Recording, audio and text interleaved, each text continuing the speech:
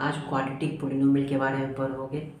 Quadratic polynomial या equation दोनों same ही चीज़ें हैं। तो डिफरेंस तो पता ही है कि अगर मान लो हम x² + 5x + 6 ऐसे लिख दिए हैं तो एक पोलिनोमियल है। इजिकल टू समथिंग दे दिए 5 4 0 कुछ भी दे दिए तो ये इक्वेशन हो गया। डिग्री 2 है तो क्वाड्रेटिक रहेगा, है ना। तो देखो, तो हम जानते हैं कोई भी क्वाड्रेटिक पोलिनोमियल हो या इक्वेशन हो, उसके जो स्टैंडर्ड फॉर्म होते हैं, स्टैंडर्ड फॉर्म वो क्या होगा, ax² + bx + c। ये पोलिनोमियल हो गया क्वाड्रेटिक पोलिनोमियल। इक्वेशन में क्या रहेगा, बराबर 0 दे देंगे तो इक्वेशन हो जाएगा। तो जो यहाँ क्वाड्रेटिक पोलिनोमियल में पढ़ोगे वो क्वाड्रेटिक इक्वेशन के लिए भी हो गया, है ना। समझ में आ गया। तो देखो, इसमें 3 टर्म्स लिखे हुए हैं इस क्वाड्रेटिक पोलिनोमियल में। नहीं, इस टर्म अगर प्रत्येक टर्म की लिखे तो इस टर्म की देखोगे तो डिग्री 2 है, पावर 2 है तो डिग्री 2 है। इसकी डिग्री देखोगे तो 1 है, इसकी डिग्री 1 है, और इसकी तो डिग्री ही नहीं है, ये कांस्टेंट टर्म है ना। कांस्टेंट टर्म की डिग्री कितनी होती है, 0। याद रखोगे कांस्टेंट टर्म की डिग्री 0। देखो, इस टर्म की डिग्री 2 है तो इसे हम क्वाड्रेटिक टर्म कहते हैं, क्वाड्रेटिक टर्म। इस टर्म की डिग्री 1 है तो इसे हम लीनियर टर्म कहते हैं, लीनियर टर्म। ये तो पता ही है, इसको क्या बोलते हैं, कांस्टेंट टर्म। ठीक है,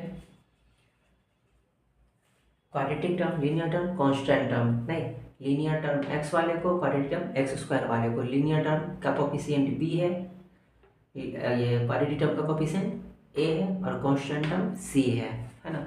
इसके जीरोज कितने होते हैं, इसके जीरोज पर पढ़ा था कि मैक्सिमम 2 होते हैं, मैक्सिमम 2।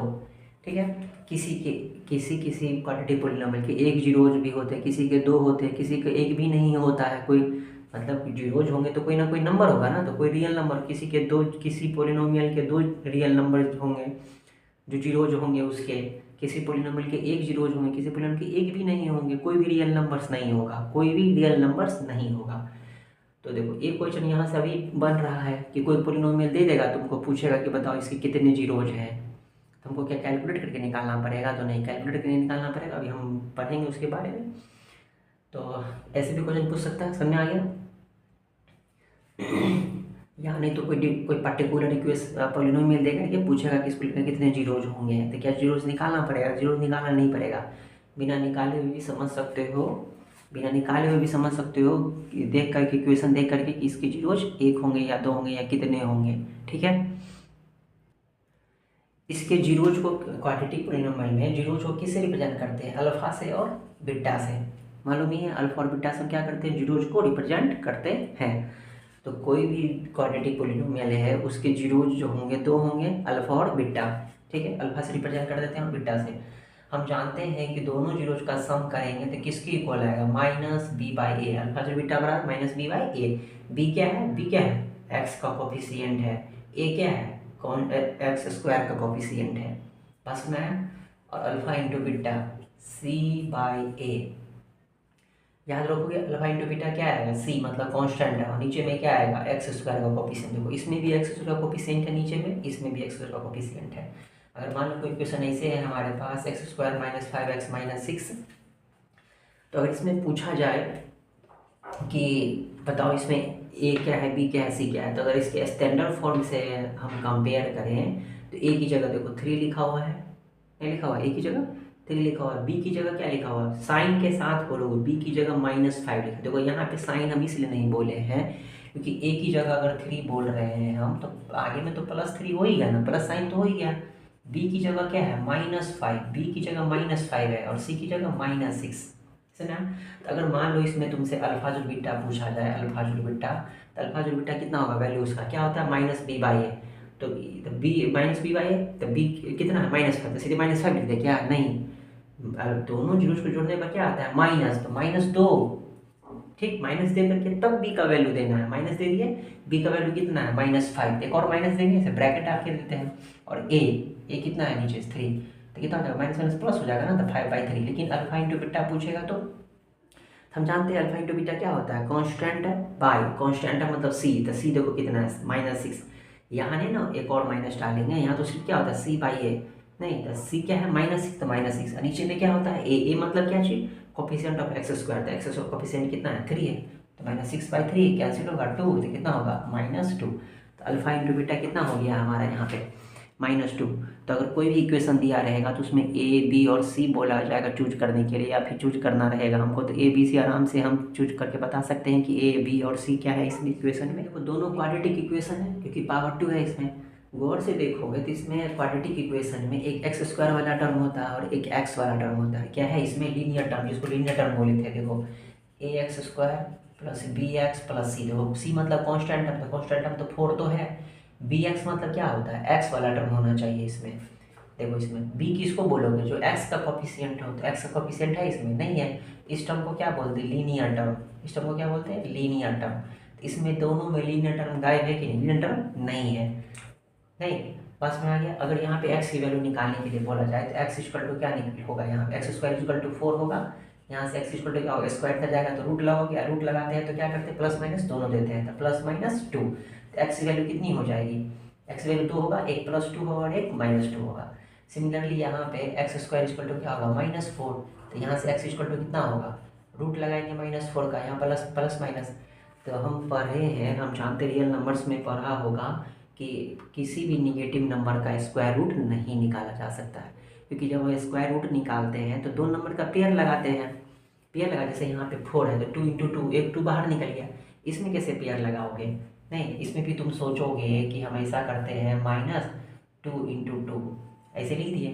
तब देखो इसमें से जो निकालोगे बाहर तो कैसे निकलेगा, एगो -2 है और एगो प्लस में 2 है। नहीं, ये वाला 2 माइनस में है, ये वाला 2 प्लस में है, तो कैसे निकलेगा एक बाहर, दोनों सेम तो नहीं है। तो किसी भी नेगेटिव नंबर का स्क्वायर रूट, किसी भी नेगेटिव नंबर का स्क्वायर रूट नहीं निकाल सकते हैं, कोई भी रियल नंबर्स नहीं होता है। समझ में आया।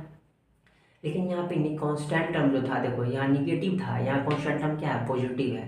नहीं तो निगेटिव था, यहाँ पे -4 इधर आया तो +4 हो गया। तो इसका +4 का तो स्क्वायर रूट निकाल सकते हैं, +2 होगा और वो -2 होगा। तो देखो दोनों रूट्स यहाँ पे इक्वल है, बस क्या चीज़ में अलग अलग, एक पॉजिटिव है तो एक निगेटिव है। नहीं, रूट्स जो है यहाँ पे क्या है, यहाँ जो रूट्स आर इक्वल, नहीं roots are equal, one is positive, नहीं अदर इज नेगेटिव। बस में एक पॉजिटिव और एक नेगेटिव है। देखो वैसे तुम जानते हो ना कि 2 का निगेटिव क्या होता है, -2 का निगेटिव क्या होता है, +2। ये एक दूसरे का क्या है, निगेटिव है। इसको दूसरे लैंग्वेज में ऐसे ही बोल सकते हैं। बच्चा क्लास पढ़ा था ना कि 5 का निगेटिव -5, -5 का निगेटिव +5, ये होता है। -6 का निगेटिव 6, निगेटिव है ना। तो देखो यहाँ पे जो दोनों रूट्स है एक दूसरे का क्या है, निगेटिव है। यहाँ पे दोनों रूट्स दोनों एक दूसरे का निगेटिव है। यहाँ ऐसे समझ सकते हैं कि दोनों रूट्स इक्वल है, और दोनों एक में से एक पॉजिटिव है तो एक नेगेटिव है। बस में। तो ये कब कंडीशन कब आएगा पता है, जब लीनियर टर्म गायब रहेगा। नहीं, roots are equal and negative to each other when they have no linear term. समझे। ऐसा ऑब्जेक्टिव में पूछ देता है कि कब रूट्स इक्वल होंगे और उस एक पॉजिटिव होगा तो एक नेगेटिव होगा, तो जिसमें लीनियर टर्म नहीं रहेगा। समझ में आ गया। ये सब ऑब्जेक्टिव के लिए हम देख रहे हैं। यहाँ से ऐसा सब्जेक्टिव पूछ देगा फिर फंस जाओगे क्वेश्चन में, तो ये हमें पता होना चाहिए। अब इसको कहाँ लिख के रखोगे, अभी अब लिखने का टाइम है कि कॉपी में लिख करके नोट्स बनाओगे, याद रख लो। नहीं, समझ में भी आ गया, एग्जाम्पल के साथ बताया गया है। अब ये तो समझ में आ गया कि कब एक दूसरे का रूट पॉजिटिव होगा, एक दोनों रूट्स इक्वल होगा। देखो रूट्स इक्वल होगा, एक पॉजिटिव होगा एक निगेटिव होगा। कई कंडीशन इसमें बनते हैं, इस तरह से कई क्वेश्चन बनते हैं यहाँ पे ऑब्जेक्टिव में। जैसे मान लो इक्वेशन लिखा हुआ है x² + 5x + 6। अब यहाँ रूट्स निकालोगे तो दोनों रूट्स पॉजिटिव होगा या निगेटिव होगा, ये पूछेगा ऑब्जेक्टिव में। अब मान लो यहाँ तो आसान इक्वेशन लिख दी, तुरंत तुम फैक्टराइज करके चेक कर लोगे। लेकिन इक्वेशन ऐसा दिया रहेगा जिसमें तुमको बहुत टाइम लगेगा पता करने में, रूट्स निकालने में। तो बिना रूट्स निकाले हुए हम कैसे समझ सकते हैं। तो अभी ऑब्जर्व करके रख लो, तो एग्जाम पूछा जाएगा डायरेक्ट टिक आउट करके करोगे, वहाँ सोचने में कम टाइम लगेगा, क्योंकि अभी तुम सोच करके जा रहे हो यहाँ से। तो एक चीज़ तो यहाँ सीख गए कि रूट्स कब एक पॉजिटिव होगा कि निगेटिव होगा, और उस वाले कंडीशन में कि रूट्स इक्वल भी है और दोनों एक दूसरे का पॉजिटिव निगेटिव, तब जब लीनियर टर्म नहीं रहेगा तब। नहीं, लीनियर टर्म नहीं रहेगा। एक और चीज़ देखो, लीनियर टर्म तो इसमें भी नहीं है, लीनियर टर्म इसमें भी नहीं है, चीज़ छूट गया। लीनियर टर्म तो इसमें भी नहीं है, इसमें तो नहीं आया, यहाँ पे देखो कांस्टेंट टर्म क्या है, पॉजिटिव है, यहाँ कांस्टेंट टर्म क्या है, निगेटिव। तो कांस्टेंट टर्म निगेटिव रहेगा तब ना इधर आएगा तो इसका स्क्वायर रूट निकाल पाओगे। अगर कांस्टेंट टर्म पॉजिटिव आएगा तो इस एक्स की जब वैल्यू निकालोगे तो इधर आएगा तो निगेटिव बन जाएगा, तब तो इसका स्क्वायर रूट नहीं निकलेगा। तो यहाँ पे ये बातें भी याद रखने की, लीनियर टर्म नहीं होगा, लीनियर टर्म नहीं होना चाहिए।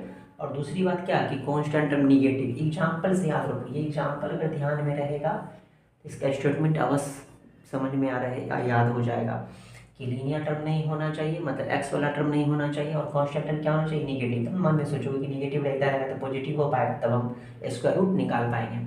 ये समझ में आ गया अच्छे से? अगर दिक्कत हो तो कमेंट करोगे।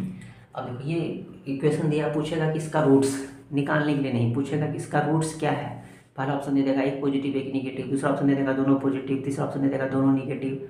नहीं, इस तरह से ढेर ऑप्शन दे देंगे, फिर तुम क्या टिक आउट करोगे? अब तुम सोचोगे रूट्स निकालें, रूट्स निकालने की जरूरत नहीं है। देखो तुम फैक्टराइज करोगे तो इसी को फैक्टराइज करोगे ना। देखो ये प्लस में लिखा हुआ है, यहाँ पे क्या लिखा +5, तुम इस दोनों को, इसको अगर अलग अलग दो स्प्लिट करोगे ना, तो कोई भी नंबर यहाँ लिखोगे तो दोनों नंबर तुम्हारा पॉजिटिव ही रहेगा। कैसे समझ दोनों पॉजिटिव रहेगा? क्योंकि तुमको यहाँ पे +5 लाना है, तो दोनों प्लस प्लस में रहेगा तब ना +5 आएगा। एक अगर माइनस में रहेगा एक प्लस में रहेगा तो यहाँ प्लस आएगा, आ सकता है तो भी। लेकिन आगे गौर करो, अब तुम सोचोगे यहाँ दोनों प्लस प्लस है तो प्लस आएगा, क्या यहाँ पे दोनों जगह माइनस माइनस रहेगा तो यहाँ प्लस आएगा? -3 और -2 तो -5 होगा ना, दोनों माइनस तो हो नहीं सकता है यहाँ पे। अब सोचोगे तुम एक प्लस होगा एक -5 होगा, ऐसे होगा 8 होगा और 3 होगा, तो +5 तो आएगा। तो यहाँ देखो ये प्लस है ये माइनस है, 8 और 3 5 +5 तो आएगा। लेकिन एक गौर करो कि +5 है -5 मल्टीप्लाई करके तो 6 आना चाहिए ना, मतलब मल्टीप्लाई करके यहाँ क्या आना चाहिए, +6। देखो तो अगर इस पर वो प्लस रहेगा वो माइनस रहेगा तो यहाँ प्लस थोड़े आएगा, यहाँ पे तो माइनस रहेगा, नहीं रहेगा। देखो सोचना तो पड़ेगा, मैथ्स है, थोड़ा थोड़ा थोड़ा सोचना, बस थोड़ा सोचोगे, कुछ तो सोचना पड़ेगा ना, लेवल तो कुछ माइंड का बनाना पड़ेगा, तभी तो मैथ्स का एग्जाम दे रहे हो ना, कुछ तो सोचना पड़ेगा। यहाँ पे 2 स्टेप सोचे हम, यहाँ पे हमसे पूछ रहा है कि पॉजिटिव होगा कि नेगेटिव, की दोनों पॉजिटिव की दोनों नेगेटिव। इसके लिए देखो क्या सोचे हम, पहला ये सोचे कि यहाँ प्लस लिखा हुआ है तो या तो ये दोनों प्लस रहेगा, या तुम सोचोगे एक प्लस एक माइनस रहेगा, तो यहाँ प्लस, यहाँ दोनों प्लस रहेगा तो यहाँ प्लस तो आएगा, यहाँ भी प्लस आ जाएगा, मल्टीप्लाई में भी प्लस आएगा। लेकिन जब यहाँ पे प्लस यहाँ माइनस रहेगा तो मल्टीप्लाई करेंगे तो यहाँ माइनस आ जाएगा ना, तो ये नहीं हो सकता है। नहीं ना, यहाँ पे दोनों माइनस माइनस हो सकता है, अगर यहाँ दोनों माइनस रहेगा तो यहाँ माइनस होना पड़ेगा ना। नहीं देखो तो क्या सीखिए, अगर ऐसा इक्वेशन है कि यहाँ भी प्लस रहे यहाँ भी प्लस रहे, तो ये दोनों जो रूट्स, दोनों जो आएंगे, दोनों जो स्प्लिट करके लिखो वो कैसे में रहेगा, प्लस में। अगर ये दोनों प्लस में रहेगा तो इसके रूट्स जो आएंगे दोनों निगेटिव ही आएगा। जैसे फैक्टराइज तुम करोगे x², क्यों आएगा दोनों निगेटिव, देखो क्यों आएगा, इसका स्प्लिट करके ये लिखोगे, 3 2 5 आ रहा है, 3 2 जा 6 आ रहा है। देखो नहीं साइन में भी सही है, x कॉमन लोगे तो x+3, यहाँ 2 कॉमन लोगे तो x+3, x+3 इंटू x+2। यहाँ देखो x बराबर कितना आएगा -3, यहाँ पे कितना आएगा -2। गौर करो, इसीलिए यहाँ पे ये -3 -2 आएगा, किसके स्प्लिट के लिए 3 भी प्लस में, तो अंदर में प्लस में रहेगा, यहाँ 2 भी प्लस में, तो अंदर प्लस में रहेगा, ये भी प्लस में ये भी प्लस में, अंदर प्लस में ही रहेगा ना। दोनों की जो वैल्यू निकालेंगे दोनों कैसे में आएगा, निगेटिव में। इक्वेशन है, इसमें पूछ देगा कि दोनों रूट्स कैसे आएंगे, तो तुमको बस इतना सोचना है इसमें कि जैसे मान लो इसके स्प्लिट करोगे तो हो सकता है यहाँ भी माइनस यहाँ भी माइनस हो सकता है यहाँ माइनस हो यहाँ प्लस हो, चाहे यहाँ प्लस हो या माइनस हो, दोनों सेम ही चीज़ें हो गई तो वो एक लिखते हैं। लेकिन यहाँ दोनों प्लस प्लस तो नहीं होगा, अगर दोनों प्लस होगा तो यहाँ प्लस ही रहना पड़ेगा ना, कि +3 यहाँ +2 लिखेंगे तो +5 यहाँ आएगा मान लो, तो दोनों प्लस में रहेगा तब यहाँ प्लस रहेगा तो दोनों प्लस में रहेगा। नहीं अब यहाँ देखो, यहाँ अब अगर ये दोनों लिख के रख लिए हैं हम, अब सोचो कि अगर यहाँ माइनस तो यहाँ माइनस आ सकता है, जैसे कैसे, जैसे मान लो यहाँ -8 लिख दिए, यहाँ -5 लिख दिए तो -3 आएगा।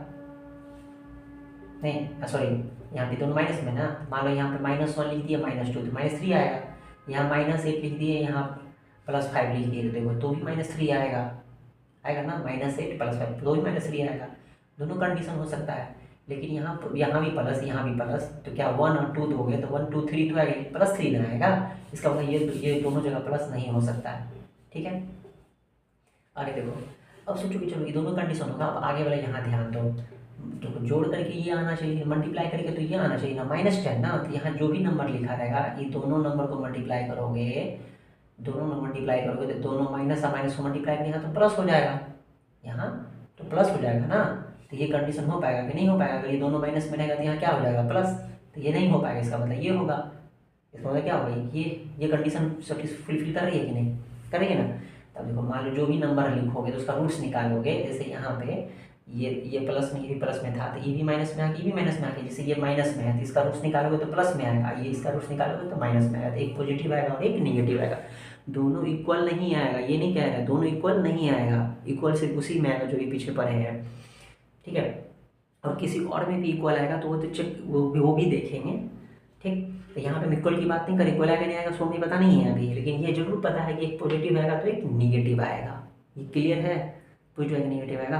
अब बाकी जो ये पॉजिटिव इक्वल आएगा नहीं, इक्वल यहाँ जो ये जो एग्जाम्पल देखे थे इसमें भी एक पॉजिटिव था एक निगेटिव था, लेकिन इसमें दोनों रूट्स था इक्वल था, कब था, लीनियर टर्म नहीं रहेगा तब, अब कांस्टेंट टर्म नेगेटिव रहेगा तब। ये भी एक कंडीशन है कि दो एक पॉजिटिव एक निगेटिव आएगा, नहीं ये भी कंडीशन है एक पॉजिटिव एक निगेटिव आएगा, समझ में आया। इस तरह से हम सोच करके देखेंगे ऑब्जेक्टिव क्वेश्चन। जैसे देखो अभी क्वेश्चन एक देख रहे हैं जिसमें तुम देखोगे इक्वेशन दिया रहेगा, है ना, पिछले एग्जाम से पूछे गए क्वेश्चन है, उसमें बस तुमको ये देखना है कि दोनों रूट्स पॉजिटिव आएगा या निगेटिव आएगा। और इक्वेशन ऐसा है जिसको तुम्हें स्प्लिट करने में टाइम भी लगेगा, उसको फैक्टराइज करके चेक करते हो। क्या है क्वेश्चन में कि x² + 19x + 127, एकदम आसान क्वेश्चन है। अब यहाँ देखो तुम सोचोगे इसको स्प्लिट करेंगे तो ये भी पॉजिटिव होगा ये भी पॉजिटिव होगा, तुमने दोनों को जोड़ोगे तो यहाँ भी जोड़ आएगा, दोनों को मल्टीप्लाई करने पे भी यहाँ भी साइन प्लस में ही रहेगा। अगर ये दोनों टर्म में स्प्लिट करके पॉजिटिव आएगा तो जब रूट्स निकालोगे बराबर 0 करके तो ये भी निगेटिव में आ जाएगा और ये भी निगेटिव में आ जाएगा, नहीं तो इसके रूट्स दोनों कैसे होंगे, दोनों रूट्स निगेटिव होंगे। अब तुम सोचोगे इसका स्प्लिट करेंगे, पहले तो सोचना पड़ेगा स्प्लिट करने के लिए, स्प्लिट करेंगे फिर देखेंगे कि रूट्स पॉजिटिव या नेगेटिव, बहुत ज़्यादा टाइम लगेगा कि नहीं, टाइम स्पेंड होगा, अदर क्वेश्चन से टाइम नहीं बचेगा। बोलोगे ऑब्जेक्टिव क्वेश्चन इतना मार्क्स इतना लंबा पूछ दिया है ऑब्जेक्टिव में, लेकिन ये क्वेश्चन देखो कुछ भी है इसमें, बस थोड़ा सा सोचना है, अभी सोच करके जाओगे वहाँ अगर पूछेगा इस टाइप का क्वेश्चन तुरंत बन जाएगी, नहीं तो क्वेश्चन हैंडल करना सीख। क्वेश्चन अगर ऑब्जेक्टिव में दिया है अगर तुमको उसमें टाइम लग रहा है तो क्वेश्चन हैंडल करने नहीं आ रहा है, ठीक है। अब तुम सोचोगे इसको हमको आता है सॉल्व करने की, हम रूट्स निकाल के सॉल्व करेंगे तो बेवकूफ़ी है, क्योंकि अगले क्वेश्चन के लिए टाइम कम में लगे, टाइम कम बचेगा, नहीं तो यहाँ समझ में आ गया। तो यहाँ पे क्या कौन सा ऑप्शन होगा कि बोथ निगेटिव वाला ऑप्शन हो जाएगा। देखो इसे पूछ रहा है कि 10 जो क्वाड्री पोलिनोमियल इस फॉर्म में है 10 of the quadri polynomial of the form is the negative of the other. पढ़े हैं कि एक जीरो जो है दूसरे का क्या है, निगेटिव है, दूसरे का निगेटिव है। तो एक जीरो दूसरे का निगेटिव कब होता है कि जब लीनियर टर्म नहीं हो और कांस्टेंट टर्म जो हो निगेटिव हो। जैसे पिछले वाले एग्जांपल में देखे हैं हम लोग, तो ए ऑप्शन हो जाएगा has no linear term and constant term is negative. Linear term नहीं होना चाहिए और कांस्टेंट टर्म निगेटिव होगा, तभी एक जीरो दूसरे का क्या होगा, निगेटिव होगा। नहीं जैसे वो 2 होगा तो वो -2 होगा, एक पॉजिटिव और एक निगेटिव, एक दूसरे का क्या है, निगेटिव है। एक दूसरे का निगेटिव होने का मतलब क्या हुआ कि दोनों इक्वल होना चाहिए और बस साइन में क्या होना चाहिए, अलग अलग होना चाहिए। क्लियर है। अब है कि रूट्स का नेचर पूछ दे कि तो रूट्स का मतलब कोई क्वाड्रेटिक पोलिनोमियल दे देगा, कोई भी क्वाड्रेटिक पोलिनोमियल लिख देगा।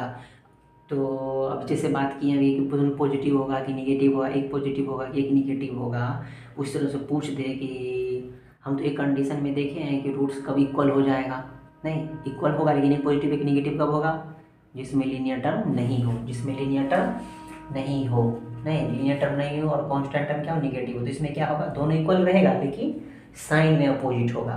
नहीं कभी तुमसे ऐसा भी तो पूछ सकता है ना कि कोई एक इक्वेशन दे देगा, पूछेगा कि क्या इसके दोनों रूट्स जो होंगे इस पोलिनोमियल के क्या इक्वल होंगे कि नहीं होंगे, ये भी पूछ सकता है, इक्वल होगा या इक्वल नहीं होगा। दूसरी बात ये भी पूछ सकता है कि इसका रूट्स पॉसिबल है यानी कुछ ऐसा इक्वेशन भी तो है जिसका रूट्स पॉसिबल नहीं है, तो कोई इक्वेशन दे देगा और पूछ देगा कि इसमें से बताओ कितने रूट्स होंगे। लास्ट ऑप्शन में दिया रहेगा कि not possible, no real numbers, तब क्या करेंगे, तो हमको इक्वेशन में निकालने आना चाहिए, पता होना चाहिए कि किसके रूट्स निकलेंगे किसके रूट्स नहीं निकलेंगे, ठीक है। तो हम नेचर पढ़ते हैं रूट्स का कि किस पोलिनोमियल के रूट्स होंगे किसके नहीं होंगे, ठीक है। तो कोई भी क्वाड्रेटिक पोलिनोमियल रहेगा वो तो रहेगा इसी फॉर्म में x² + dx + c। तो क्या करोगे, जो भी पोलिनोमियल दिया रहेगा अगर ऑप्शन भी इस तरह से है पॉजिटिव निगेटिव वाला तो ऐसे ही कर लोगे, अगर इक्वल वाला पूछ रहा है या पॉसिबल है या नहीं रूट्स ऐसे पूछ रहा है तब तो हमको ये करना पड़ेगा, क्या करना पड़ेगा, जो भी इक्वेशन दिया रहेगा उसमें b² - 4ac का वैल्यू निकालोगे। क्या निकालोगे, b² - 4ac का वैल्यू निकालोगे। इसका वैल्यू निकालना अगर वो 0 से बड़ा हो, अगर वो जीरो से बड़ा है, जीरो से बड़ा का मीनिंग क्या होता है, पॉजिटिव आए, जीरो से बड़ा मतलब पॉजिटिव, कुछ भी वैल्यू आए, 2/3 आए, 5.6 आए, 3 आए, 5 आए, ठीक है, 7 आए, लेकिन जीरो से बड़ा हो, ठीक है, निगेटिव नहीं, जीरो से बड़ा हो, जीरो से बड़ा मतलब पॉजिटिव हो, तो रूट्स क्या होंगे, जो उसके रूट्स होंगे वो कोई ना कोई रियल नंबर होगा, roots are real and unequal, और दोनों रूट्स इक्वल नहीं होगा, अनइक्वल होगा। लेकिन अगर B square minus 4ac zero से बड़ा नहीं, जीरो ही आ गया, तब क्या होगा, तो रूट्स इक्वल होंगे, रियल ही होगा, कोई कोई रियल नंबर होगा, तो roots are real and equal, roots real number होगा, कोई ना कोई नंबर होगा रियल नंबर, और वो दोनों रूट्स कैसे होंगे, इक्वल होंगे। लेकिन मान लो बी स्क्वायर माइनस 4ac, अभी नंबर लाइन पे जैसे देखो कि हम जीरो देखें, जीरो हो या फिर जीरो से बड़ा हो, इधर भी देखिए जीरो से बड़ा 1 2 3 4 कुछ भी हो, 1.5 2.5, लेकिन इधर वाला तो नहीं देखें जीरो से छोटा, जीरो से छोटा किसको बोलते हैं, निगेटिव को, जीरो से छोटा इधर क्या आएगा, नंबर लाइन पे जीरो से इधर क्या आता है, -1 -2 -1.5 कुछ भी 0.5, तो अगर B square minus 4ac zero से छोटा हो, इधर इधर जो वैल्यू आती है उसको जीरो से छोटा ही बोलते हैं ना, जीरो से छोटा बोलते हैं, तो जीरो से छोटा हो मतलब क्या हो, निगेटिव हो, तो roots are not real, roots जो होंगे रियल नहीं होंगे, ठीक है। अब इक्वल होंगे या नहीं, कोई ये तो नहीं बोले, अरे जब रियल नंबर है ही नहीं, कोई नंबर ही नहीं, कोई रियल नंबर ही नहीं है, तो हम आगे देखेंगे क्या कि इक्वल है कि नहीं अनइक्वल है, कोई रियल नंबर ही नहीं है, कोई नंबर ही नहीं है, तो नंबर रहेगा तब तो कंपेयर करोगे, समझ में आया। तो इस कंडीशन में क्या होंगे, इक्वेशन के रूट्स पॉसिबल नहीं होंगे, तो जो भी इक्वेशन दिया रहेगा अगर उसमें ऑप्शन भी इस तरह से है, तो चेक ये बी स्क्वायर माइनस 4ac का वैल्यू निकाल करके चेक कर लोगे कि उसके रूट्स रियल है या नहीं है, तो उसमें लिख देंगे कि नो, उसमें अगर ऑप्शन में देखो क्या क्या लिखा, नॉट पॉसिबल लिखा है तो वो हो जाएगा, या फिर नो रियल रूट्स लिखा है तो वही ऑप्शन हो जाएगा। जैसे यहाँ इक्वेशन दिया हुआ है, इसमें हम पूछेगा कि बताओ इसको रूट्स कैसे होंगे, नहीं ऑप्शन मतलब ऑप्शन वाला है, मतलब ऑब्जेक्टिव क्वेश्चन है, पहला ऑप्शन ने दिया इक्वल, दूसरा ऑप्शन ने दिया अनइक्वल, तीसरा में दिया है नॉट पॉसिबल, इस तरह से दिया हुआ है, तो क्या करेंगे हम सीधे क्या निकालेंगे, बी स्क्वायर माइनस 4ac, अगर हम कंपेयर करें स्टैंडर्ड फॉर्म से, अगर कंपेयर करें हम स्टैंडर्ड फॉर्म से इसको, तो ए कितना आएगा 3 आएगा, बी कितना आएगा 2 आएगा, और सी कितना आएगा 5 आएगा, फिर क्या निकालेंगे बी स्क्वायर माइनस 4ac, ठीक है, बी स्क्वायर माइनस 4ac, तो b कितना है 2, 2 का स्क्वायर माइनस 4, a की जगह 3, c की जगह 5, 4 माइनस कितना होगा 60, कितना हो गया -54, -54 आ गया, तो रूट्स क्या होंगी, रियल नंबर कोई होगा ही नहीं, रूट्स आर नो रियल, कोई रियल नंबर है ही नहीं, तो इक्वल अनइक्वल की बात ही नहीं आती है, तो इसका रूट्स क्या होगा, तो क्या ऑप्शन में कौन सा ऑप्शन टिक कर देंगे, रूट्स आर नॉट रियल वाला ऑप्शन, ठीक है। कैसे निकाल के चेक करेंगे, समझ में आ गया। इस तरह से कभी कुछ यहाँ पे अगर मान लो +54 आता, सीधे 54 आता तो क्या होता, रूट्स रियल होते, कोई रूट्स इसका पॉसिबल है, और दोनों रूट्स कैसे होंगे, अनइक्वल होंगे। अगर यहीं पे 0 आता तो क्या होता, तो भी रूट्स रियल होता और दोनों रूट्स उसका इक्वल ही होता। इक्वल मतलब ये नहीं कि पॉजिटिव एक निगेटिव, इक्वल ही होगा, दोनों सेम, 5/6 दूसरा भी 5/6 सेम होगा, ठीक है। कोई दिक्कत इसमें, समझ में आ गया कि रूट्स कब कैसे पहचानेंगे, नहीं कि रूट्स कब पॉजिटिव होगा कब निगेटिव होगा, कब दोनों इक्वल होगा लेकिन एक पॉजिटिव और एक निगेटिव होगा, नहीं कब रूट्स कम्प्लीटली इक्वल होगा जब 0 होगा, कब रूट्स अनइक्वल होगा, तो ये कंडीशन, कब रूट्स पॉसिबल नहीं है, रियल रूट्स पॉसिबल नहीं है, तो ये कंडीशन होगा। जब बी स्क्वायर माइनस 4ac निकालेंगे तो वो क्या आएगा, निगेटिव आएगा। इस बी स्क्वायर माइनस 4ac को डी भी बोलते हैं, D, B square minus 4ac जैसे हम बोलेंगे ना, बी स्क्वायर माइनस 4ac की वैल्यू निकाल रहे हैं तो सीधे बोलते हो डी की वैल्यू निकाल रहे हैं, डी एक शॉर्ट फॉर्म जिसको बोलते हैं डिस्क्रिमिनांट। इस बी स्क्वायर माइनस 4ac को क्या बोलते हैं, डिस्क्रिमिनांट। डिस्क्रिमिनांट मतलब क्या होता है, डिस्क्रिमिनेट, ये डिस्क्रिमिनेट कर देती है कि रूट्स का नेचर कैसा होगा, आइडेंटिफाई कर देती है, इसलिए इसको किससे रिप्रेजेंट करते हैं, डी से। तो बी स्क्वायर माइनस 4ac को क्या बोलेंगे, डी, मतलब हम रूट्स का नेचर पता करने के लिए क्या निकालते हैं, डी निकालते हैं, मतलब बी स्क्वायर माइनस 4ac निकालते हैं। क्लियर है यहाँ तक। देखो यहाँ पे क्वाड्रेटिक इक्वेशन लिखा हुआ है ax² + bx + c, जैसे एग्जाम्पल में दिया हुआ है ये, ठीक है। देखो ये भी क्वाड्रेटिक पॉलिनोमियल है, ये भी क्वाड्रेटिक है, लेकिन ये x के टर्म में है और ये y के टर्म में है, ठीक है। तो कोई भी क्वाड्रेटिक पॉलिनोमियल हो, अगर उसका ग्राफ बनाने के लिए दिया जाए तो ग्राफ हमेशा पैराबोलिक शेप का आएगा, इस शेप, यू शेप या फिर उसको पैराबोलिक शेप भी बोलते हैं, ठीक है। देखो पैराबोलिक शेप में ही आएगा, जब भी ग्राफ आएगा पैराबोलिक शेप में आएगा। तो याद रखो कि क्वाड्रेटिक पॉलिनोमियल के मैक्सिमम 2 जीरोज होते हैं और इसके ग्राफ पैराबोलिक शेप के होते हैं, या फिर इसी को बोल सकते हैं यू शेप के होते हैं, ठीक है। अब इस क्वाड्रेटिक, जैसे यहाँ पे क्वाड्रेटिक पॉलिनोमियल दिया हुआ है तो एक्स के टर्म में है, तो किस टर्म में, एक्स के टर्म में है, ठीक है। तो यू से देखो, या यू एक्स के टर्म में रहेगा तो देखो ये अपवर्ड डायरेक्शन में आएगा, नहीं तो डाउनवर्ड डायरेक्शन में आएगा। अपवर्ड डायरेक्शन में आएगा नहीं तो डाउनवर्ड, इसे आएगा, समझ में आया। अपवर्ड डायरेक्शन में होगा नहीं तो डाउनवर्ड डायरेक्शन में होगा, क्लियर है।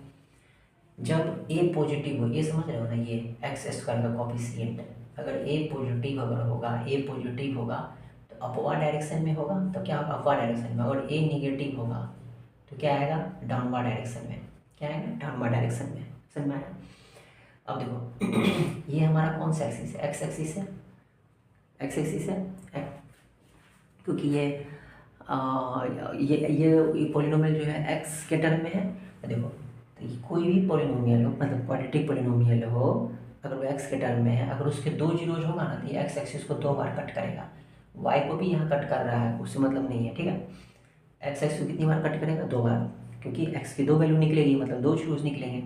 अब कुछ क्वाड्रेटिक पॉलिनोमियल ऐसे भी तो होते हैं कि जिसके 1 जीरोज हो तो भी वो अपवर्ड डायरेक्शन में होगा, लेकिन वो एक्स एक्सिस को देखो 1 बार टच करेगा, 1 बार टच करेगा। अगर ए पॉजिटिव है तो ऊपर ही रहेगा, लेकिन यही मान लो कि एक ही जीरोज है, उसको कितने जीरोज हो, एक ही जीरोज हो, और अगर ए निगेटिव हो, ए क्या निगेटिव हो, तो हो सकता है एक्स एक्सिस को इसे टच करेगा, ऐसे डाउनवर्ड डायरेक्शन में इसे होगा, नहीं ऐसे रहेगा, एक जीरोज रहेगा तो, ठीक है। अब अगर मान लो कि क्वाड्रेटिक में ही है, क्वाड्रेटिक पॉलिनोमियल ही है और उसकी एक भी कोई जीरोज नहीं है, एक भी जीरोज नहीं है, तो एक्सिस को कट नहीं करेगा, एक्स एक्सिस को कट नहीं करेगा, ठीक है। तो ऐसे रहेगा, ऐसे ऐसे रह सकता है, ऐसे रह सकता है, नहीं ऐसे रह सकता, रहेगा अपवर्ड या डाउनवर्ड में, लेकिन एक्सिस को टच नहीं करेगा। यहाँ से पता चल रहा है 1 जीरो हो रहा है, यहाँ से 2 जीरोज हो रहा है, यहाँ से भी 2 जीरोज। ए निगेटिव रहेगा तो डाउनवर्ड में, पॉजिटिव रहेगा तो अपवर्ड डायरेक्शन में, ठीक है। ये क्या रिप्रेजेंट कर रही है, एक भी जीरोज नहीं है, ठीक। लेकिन जब कोई पॉलिनोमियल वाई के टर्म में रहेगा, नहीं तो ये राइट साइड में या लेफ्ट साइड में रहेगा, सेम इसी तरह से यहाँ भी एक ही जगह 2 है ना, ए पॉजिटिव रहेगा, निगेटिव रहेगा, उस पर राइट और लेफ्ट रहेगा, बात समझ आया। पॉजिटिव रहेगा तो राइट, निगेटिव रहेगा तो लेफ्ट में रहेगा, ठीक है। और ये 2 जीरोज रहेंगे तो वाई एक्सिस को यहाँ पे देखो, वाई के टर्म रहेगा तो वाई एक्सिस को देखोगे, तो यहाँ देखो वाई के 2 जीरोज है, यहाँ भी 2 जीरोज है, लेकिन मान लो वाई के टर्म में है लेकिन एक ही जीरोज रहेंगे, अगर उसके तो ऐसे टच करेगा, ऐसे टच कर सकता है, नहीं या फिर ऐसे टच कर सकता है, देखो एक ही बार टच कर रहा है, एक जीरोज हुए, एक भी जीरोज नहीं रहेगा तो इसे टच करेगा, इसे रह सकता है, नहीं वाई के टर्म रहेगा तो राइट साइड या लेफ्ट साइड में रहेगा, ठीक है। तो क्वाड्रेटिक पॉलिनोमियल के ग्राफ कैसे होते हैं, पैराबोलिक शेप के, बनाने के लिए नहीं दिया जाएगा ग्राफ, लेकिन समझ में तो आ गया, पैराबोलिक शेप के होते हैं, कब 2 बार टच करेगा, ठीक। वैसे कोई भी पॉलिनोमियल हो, क्वाड्रेटिक हो या क्यूबिक हो, अगर वो एक्स के टर्म में है तो जितने जीरोज होंगे, उतनी ही बार एक्सिस को टच करेगा। मान लो कि क्यूबिक पॉलिनोमियल है कोई, क्यूबिक पॉलिनोमियल मतलब उसके मैक्सिमम 3 जीरोज हो सकते हैं, तो अगर उसका ग्राफ अगर कैसा भी हो, लेकिन वो अगर मान लो उसके 3 जीरोज है तो वो एक्स एक्सिस को 3 बार कट करेगा, ठीक। देखो 1 2 3, तब मान लो कोई पॉलिनोमियल है, हमको नहीं पता कौन सा पॉलिनोमियल है, उसका ग्राफ ऐसे बना हुआ है, ठीक।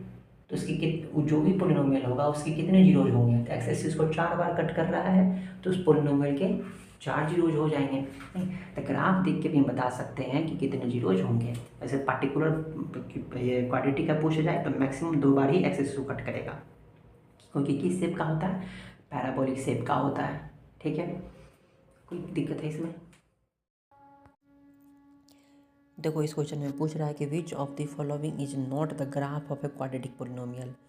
ए नंबर में, बी नंबर में, सी नंबर में जो भी ग्राफ है वो पैराबोलिक शेप का है ना। एक्स एक्सिस को कट करिए, क्या कट करिए उसे मतलब नहीं है, पूछ रहा है कौन क्वाड्रेटिक पॉलिनोमियल क्या है, कौन सा नहीं है। तो ए बी सी तीनों पैराबोलिक शेप का, यू शेप का है, तो ये तो क्वाड्रेटिक पॉलिनोमियल का ग्राफ हो गया। लेकिन डी नंबर में जो है, डी नंबर में तो ये यू शेप मतलब पैराबोलिक शेप का तो नहीं है, तो डी नंबर ग्राफ जो होगा ये क्वाड्रेटिक पॉलिनोमियल का। देखो इसमें पूछा जा रहा है कि find the number of zeros that are common to both the polynomials, ठीक है। इसमें 2 पैराबोला शेप दिया, इसका मतलब 2 इक्वेशन का ये ग्राफ होगा। देखो दोनों ग्राफ जहाँ पे एक्स एक्सिस को कट कर रही है वो इसके जीरोज होंगे। तो जो अपवर्ड डायरेक्शन में है वो एक्स एक्सिस को 2 बार कट कर रही है, तो वो दोनों पॉइंट्स इसका जीरोज हो जाएगा। नीचे वाले मान लो ये ग्राफ अगर एक्स के टर्म में है तब, है ना, या वाई के टर्म में कोई फ़र्क नहीं पड़ता है, लेकिन ये जब अपवर्ड डायरेक्शन है डाउनवर्ड डायरेक्शन में तो एक्स के टर्म में ही होगा ना। वाई के टर्म में होने पर तो ये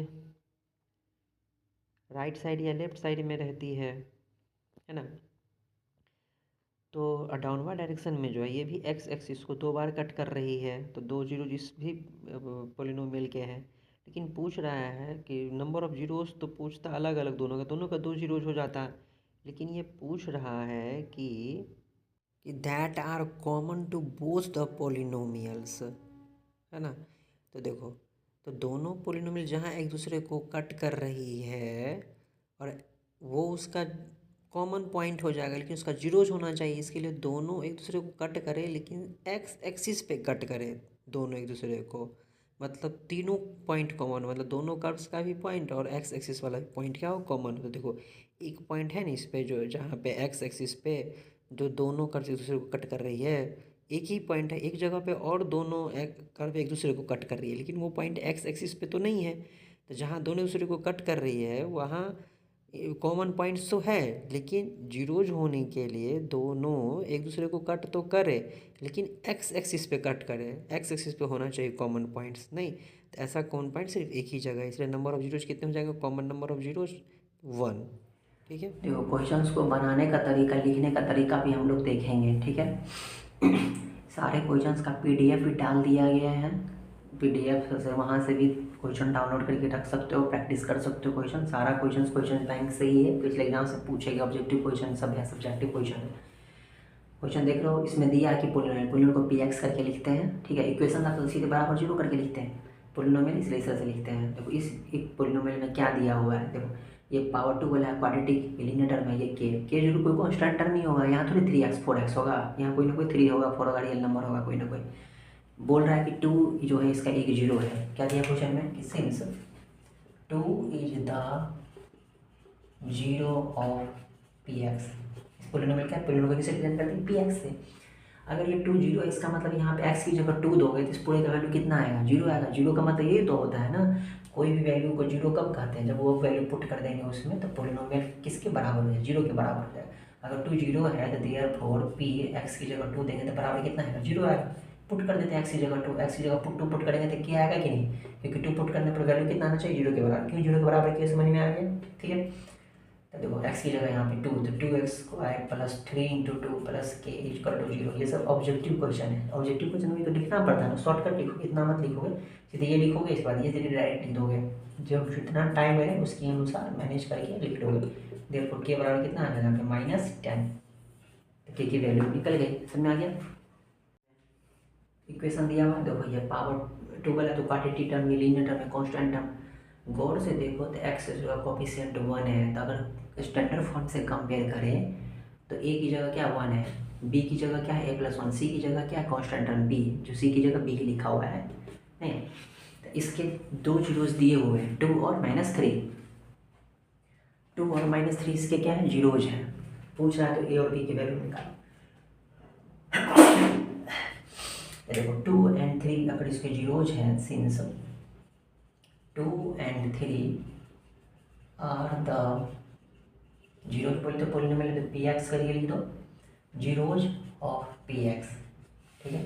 जीरोज इसलिए लिखने क्योंकि 2 है ना, तो प्लुरल बना दिए जीरोज।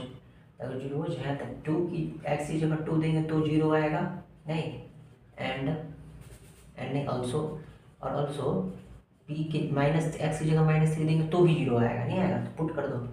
2 की जगह तो 2 का स्क्वायर, ये a+1 ऐसे ही रह जाएगा, x की जगह 2, b की जगह ऐसे ही।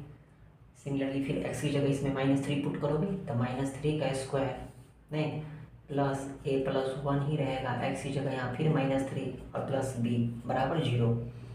ये बराबर 0 क्यों दिए, क्योंकि -3 पुट करने पर पोलेंट का वैल्यू 0 आना चाहिए, 0 के बराबर आना चाहिए, ठीक है। सॉल्व करो इसको, 4 + 2 से मल्टीप्लाई करोगे ना ये दोनों में, तो 2a + 2 + b = 0।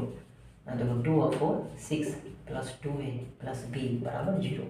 यहाँ देखो 9 + -3 से दोनों में मल्टीप्लाई करोगे तो -3 से मल्टीप्लाई करो तो -3, -3 से 1 मल्टीप्लाई करो -3 प्लस b बराबर 0। 9 में से 3 है तो 6 प्लस -3 है प्लस b बराबर 0। देखो यहाँ से 6 को इधर ट्रांसपोज करो तो क्या होगा 2a प्लस b बराबर -6। यहाँ देखो b -3 b वाला पहले लिख दिए पॉजिटिव था, नहीं तो इसे रहने दो। -3a प्लस b बराबर 6 आगे इधर तो -6। जब दो वेरिएबल्स देते तो कैसे सॉल्व करते हैं, एलिमिनेशन मेथड से या सब्स्टिट्यूशन मेथड से? नहीं, देखो दोनों में b भी है, नहीं दोनों ये भी प्लस में है और ये भी प्लस में है, दोनों को जोड़ेंगे तो 2b हो जाएगा, दोनों को सब्ट्रैक्ट करेंगे तो 0 हो जाएगा, नहीं b कैंसिल हो जाएगा कि नहीं। तो दोनों इक्वेशन को मान लो, इसको इक्वेशन फर्स्ट कर दिए हैं, इसको इक्वेशन 2 कर दिए हैं। तब फर्स्ट में से सेकेंड क्या करेंगे, माइनस करेंगे। तो ऊपर लिखते हैं 2a प्लस b बराबर -6, दूसरा लिखते हैं -3a प्लस b बराबर -6। सब्ट्रैक्ट करना, दोनों साइन चेंज करेगा, माइनस है तो यहाँ प्लस दोगे, ठीक है। यहाँ क्या हो जाएगा माइनस, यहाँ क्या हो जाएगा प्लस, क्लियर है। तो 2a 3a कितना हो जाएगा 5a, ये b कैंसिल, यहाँ कितना हो जाएगा 6 में से 6 गया तो 0। तो a बराबर कितना हो गया 0, a की वैल्यू कितनी निकल गई 0 आ गई। अब b की वैल्यू तो a की वैल्यू किसी में पुट कर देंगे तो b दे देगा ना। तो मान लो इक्वेशन 1 हम ले रहे हैं फ्रॉम इक्वेशन 1। तो इक्वेशन 1 में 2a प्लस b बराबर -6 दिया हुआ है, a 0 पुट करोगे, क्या पुट करोगे 0, तो ये टर्म तो 0 हो जाएगा, तो 0 प्लस b बराबर -6। नहीं, तो यहाँ से b बराबर कितना हो जाएगा -6, समझ में आ गया। तो a 0 हो गया हमारा और b कितना हो गया -6, ठीक है। दोनों की वैल्यू निकल गई, समझ में आ गया कैसे सॉल्व करेंगे। पिछले वाले क्वेश्चन में देखे थे 1 जीरोस दिया था, तब यहाँ दोनों जीरोस दे दिया है, वहाँ 1 जीरोस दिया था तो एक ही वेरिएबल सिर्फ के पूछ रहा था, नहीं यहाँ पे 2 जीरोस दे दिया है तो 2 वेरिएबल्स दे दिया कि और भी दोनों फाइंड करो। नहीं, क्लियर है कैसे फाइंड करें, 1 जीरो रहेगा तो भी फाइंड कर सकते हो, 2 जीरो रहेगा तो भी। टाइप देखो क्वेश्चन का, उस तरह से सॉल्व करो, उसको सीखो, प्रैक्टिस करो, ठीक है। फिर वही क्वेश्चन आ गया पॉजिटिव निगेटिव वाला, अनइक्वल इक्वल वाला। देखो अब इसका रूट्स इक्वल होगा या नहीं होगा, तो उसके लिए हमको निकालना पड़ेगा b² - 4ac। नहीं, यहाँ b² - 4ac तो निकाल ही नहीं सकते, पता ही चलेगा यहाँ b की जगह c की जगह तो k है, ठीक। तो अब इक्वल होगा या अनइक्वल होगा ये तो नहीं बता सकते हैं, लेकिन हाँ ये जरूर बता सकते हैं कि दोनों इसका जो रूट्स होगा पॉजिटिव होगा या निगेटिव होगा। तुम खुद ही बताओ। तो इस दोनों को अगर स्प्लिट करोगे तो यहाँ भी प्लस है, यहाँ भी प्लस है, तो दोनों यहाँ पे क्या क्या रहेगा प्लस में। जैसे ही दोनों प्लस में रहेगा तो ये भी निगेटिव में रूट्स आएगा और ये भी निगेटिव में रूट्स आएगा। नहीं तो देखो, तो सी और डी ऑप्शन तो ऐसे ही एलिमिनेट हो गया, इक्वल अनइक्वल वाला। अब बी ऑप्शन में बोल रहा है कैन नॉट बोथ भी निगेटिव, बोला दोनों निगेटिव नहीं हो सकता। काहे हो सकता है, हो सकता है, तो ये ऑप्शन तो होगा ही नहीं। बोल रहा है कैन नॉट बोथ भी पॉजिटिव, दोनों पॉजिटिव नहीं हो सकता, तो सही बोलना, दोनों पॉजिटिव नहीं हो सकता है। दोनों रूट जो होगा उसका पॉजिटिव नहीं हो सकता, रूट दोनों क्या होगा, दोनों निगेटिव होगा ना, दोनों पॉजिटिव नहीं हो सकता। सही बोल रहा है, दोनों पॉजिटिव नहीं होगा। नहीं, तुम्हारा ऑप्शन ए नहीं, कैन नॉट करके लिख दिया है, समझो यहाँ पे। अगर यही ऑप्शन रहता कि कैन बी बोथ निगेटिव तो ये वाला आंसर होता बोथ निगेटिव, लेकिन कैन नॉट करके लिख दिया है। नहीं, तो can not be both positive, नहीं दोनों पॉजिटिव नहीं हो सकता। तो सही बोल रहा है ना, दोनों पॉजिटिव नहीं हो सकता। ऐसे सोचोगे इस क्वेश्चन में कि कैन नॉट बोथ भी पॉजिटिव, दोनों पॉजिटिव नहीं हो सकता। तो सही बोल रहा है, दोनों पॉजिटिव नहीं हो सकता। अगला देखो, कैन नॉट बोथ भी निगेटिव, दोनों निगेटिव क्या हो इसका मतलब, दोनों निगेटिव नहीं हो सकता, दोनों निगेटिव नहीं हो, ये बोल रहा है दोनों निगेटिव नहीं हो सकता, दोनों निगेटिव तो हो सकता है। गलत बोल रहा है, गलत हो गया, इसलिए ऐसे ऑप्शन सेलेक्ट कर लोगे। जैसे 2 जीरोज को रिप्रेजेंट करते हैं अल्फा और बीटा से, तो तुमसे क्वेश्चन में मान लो अल्फा और बीटा दे देगा, पूछ देगा कि अल्फा का इन्वर्स प्लस बीटा का इन्वर्स बताओ बराबर व्हाट। चाहे इसे पूछ देगा कि अल्फा स्क्वायर जोड़ बीटा स्क्वायर क्या होगा। इस तरह से ढेर क्वेश्चन बनेंगे और तुम्हारे पास क्या पता रहेगा, मान लो अल्फा जोड़ बीटा पता है तुमको 3 और अल्फा इंटू बीटा पता है 2। अल्फा जोड़ बीटा और अल्फा इंटू बीटा तो पता ही रहेगा। तो इस तरह से क्वेश्चन दे देगा ऑब्जेक्टिव में, पूछेगा ये बताओ, तो कुछ नहीं, जिस जो ये निकाल के रखे रहोगे, ठीक है, और ये निकालना, जो निकालना रहेगा उसी को सॉल्व करना। देखो अल्फा इन्वर्स को क्या लिख सकते हैं, 1/अल्फा, पॉजिटिव हो जाएगा पावर 1। बीटा इन्वर्स मतलब क्या होता है 1/बीटा बराबर, पूछ रहा क्या होगा। अब देखो इसको सॉल्व करो, एलसीएम लोगे तो अल्फा इंटू बीटा होगा कि नहीं, फ्रैक्शन वाला ऐड है, जो डबल का जोड़ घटाओ इसी नहीं करोगे। एलसीएम लोगे तो अल्फा इंटू बीटा, अल्फा से कैंसिल, ऊपर क्या होगा बीटा, यहाँ क्या होगा अल्फा। देखो अल्फा जो बीटा मान लो मैंने 3, अल्फा इंटू बीटा मान लो मैंने 2, 3/2 हो गया। इस तरह अल्फा स्क्वायर जो बीटा स्क्वायर पूछे, देखो ए स्क्वायर जो बी स्क्वायर है, देखो इसको सॉल्व कैसे करोगे, ए स्क्वायर जो बी स्क्वायर है, तो ए स्क्वायर जो बी स्क्वायर किस में होता है, ए प्लस बी के होल स्क्वायर में होता है कि नहीं, ए जोड़ बी स्क्वायर, नहीं तो ए प्लस बी का होल स्क्वायर बराबर क्या होता है, ए स्क्वायर बी स्क्वायर, लेकिन साथ में एक और टर्म होता है 2ab होता है ना। तो यहाँ से अगर ए स्क्वायर जो बी स्क्वायर निकालोगे तो क्या लिखोगे, ए प्लस बी का होल स्क्वायर माइनस 2ab। तो यहाँ भी अल्फा स्क्वायर जो बीटा स्क्वायर क्या हो जाएगा, अल्फा स्क्वायर जो बीटा स्क्वायर। यहाँ से देख के लिखोगे अगर तो क्या लिखोगे, ए प्लस बी मतलब alpha plus beta, minus 2ab मतलब अल्फा इंटू बीटा। तो अल्फा स्क्वायर जो बीटा स्क्वायर बराबर क्या हो गया, अल्फा जो बीटा का whole square minus 2 alpha into beta हो गया। अल्फा जो बीटा मालूम ही है 3 का square minus 2 into alpha into beta मालूम ही है 2, तो 2 9 माइनस 4 बराबर 5। तो इस तरह से क्वेश्चन बना देंगे, नहीं तो अल्फा और बीटा दिया रहे तो कैसे भी क्वेश्चन पूछे, alpha square beta square alpha inverse beta inverse कुछ भी पूछे, क्यूब करके पूछे तो अलजेब्रिक फार्मूला लगा करके बना दोगे, हो जाए। किससे क्वेश्चन ऑब्जेक्टिव में अधिकतर अक्सर आती है कि तुमको जीरोज ही दे देगा, जीरोज ही दे दिया जाएगा। किसी क्वाड्रेटिक पॉलिनोमियल का पूछेगा इसका इक्वेशन बनाओ, क्वाड्रेटिक इक्वेशन बनाओ, तो जब भी जीरोज दिया रहे तो उसके लिए फॉर्मूला याद रखोगे कि एक्स स्क्वायर माइनस अल्फा जो beta into x plus alpha into beta, नहीं मतलब एक्स स्क्वायर माइनस दोनों जीरोज का सम कर दोगे, यहाँ माइनस लगा देना है अल्फा इंटू बीटा। जैसे मान लो अल्फा माइनस 3 है, अल्फा माइनस 3 और बीटा माइनस 2 है, देखो तो अल्फा जो बीटा निकाल के पहले रख लोगे, देखो क्या क्या निकालना, अल्फा जो बीटा और अल्फा इंटू बीटा, ठीक है। अल्फा जो बीटा निकालोगे तो माइनस 3 अल्फा है और बीटा कितना है माइनस 2, और बीच में क्या है यहाँ पे प्लस, तो प्लस दोगे, माइनस 3 और माइनस 2 को जोड़ोगे तो माइनस 5, अल्फा इंटू बीटा निकाल के रख लोगे तो माइनस 3 को और माइनस 2 को मल्टीप्लाई करोगे तो कितना आएगा, प्लस 6 आएगा, नहीं माइनस माइनस प्लस हो जाएगा ना। अब यहाँ पुट कर दो एक्स स्क्वायर माइनस अल्फा जो बीटा कितना हो जाएगा माइनस 5। देखो ये वाला माइनस है ना यहाँ पे, और यहाँ पे एक और माइनस देना, ये माइनस 5, तो यहाँ माइनस 5x, तो ये दोनों माइनस मिलके क्या बन जाएगा प्लस, यहाँ प्लस देना पड़ेगा, ठीक है। अब प्लस अल्फा इंटू बीटा कितना है 6, तो ये हमारा क्वाड्रेटिक पॉलिनोमियल हो गया, ये फॉर्मूला हो गया। किसी भी कोई भी क्वाड्रेटिक पॉलिनोमियल बनाने के लिए अगर उसका जीरोज हमें पता रहे तो जीरोज नोन रहे तो हम क्या कर सकते हैं, इक्वेशन बना सकते हैं।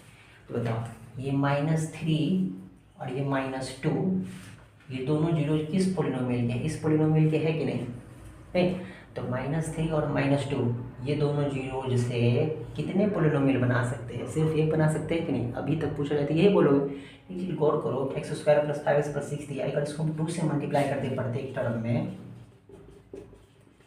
तो ये इक्वेशन यही है कि फिर बदल गया, वही इक्वेशन है, फिर 2 से डिवाइड करते फिर यही बन जाएगा। फिर मान लो 3 से मल्टीप्लाई कर दिए 3x square plus 15x plus 18, 4 से मल्टीप्लाई कर दिए, 5 से मल्टीप्लाई कर दिए, इस तरह से किसी भी नंबर से मल्टीप्लाई करते थे। तो सब इक्वेशन सेम ही है, अलग अलग इक्वेशन तो है सेम ही, लेकिन देखने में तो अलग अलग है, कहेंगे तो अलग अलग इक्वेशन है पॉलिनोमियल, लेकिन सबके जीरोज तुम निकालोगे सारे इक्वेशन सेम ही है ना, तो सारे इक्वेशन के जीरोज कितने आएंगे -3 और -2 ही आएगा। तो बताओ इस -3 और -2 सिर्फ इस पॉलिनोमियल के जीरोज हैं कि इसके भी हैं, इसके भी है, बहुत सारे के हो जाएंगे, नहीं तो क्वेश्चन इस कभी कभी ऐसे ही पूछ देती है कि 2 जीरोज से कितने पॉलिनोमियल हम बना सकते हैं, तो इनफाइनाइट पॉलिनोमियल बना सकते हैं। ऑप्शन में दिया रहेगा 1 2 3 मोर देन 3, तो क्या रहेगा ऑप्शन में मोर देन 3। जैसे ये क्वेश्चन देखो अभी देख रहे हैं हम लोग,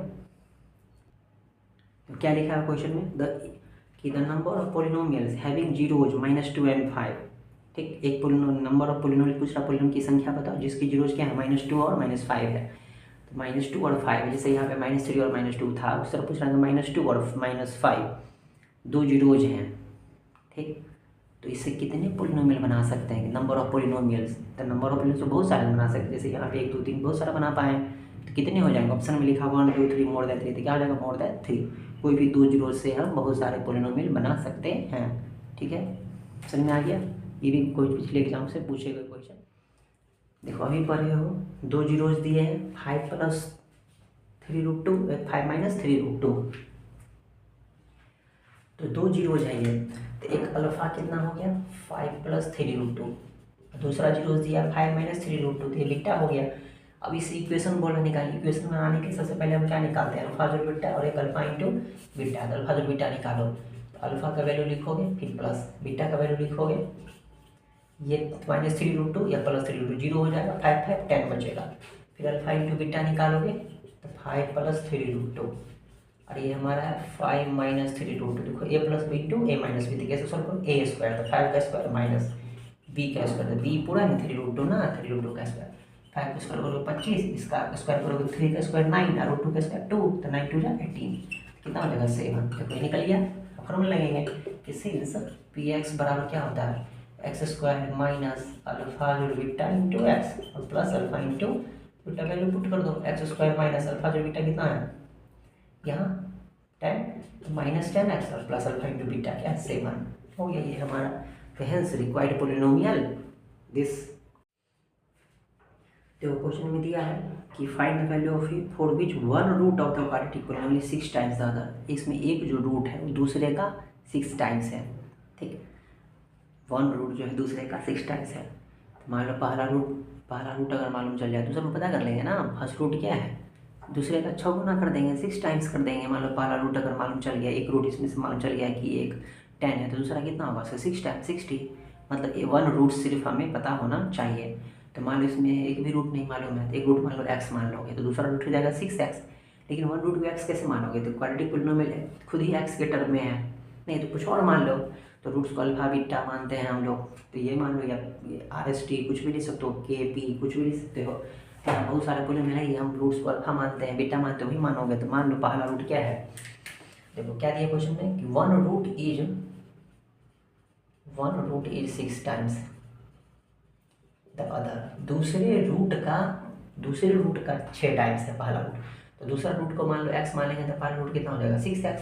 उसी तरह से मान लो कि let the other root equal to क्या मानते हैं alpha, therefore one root,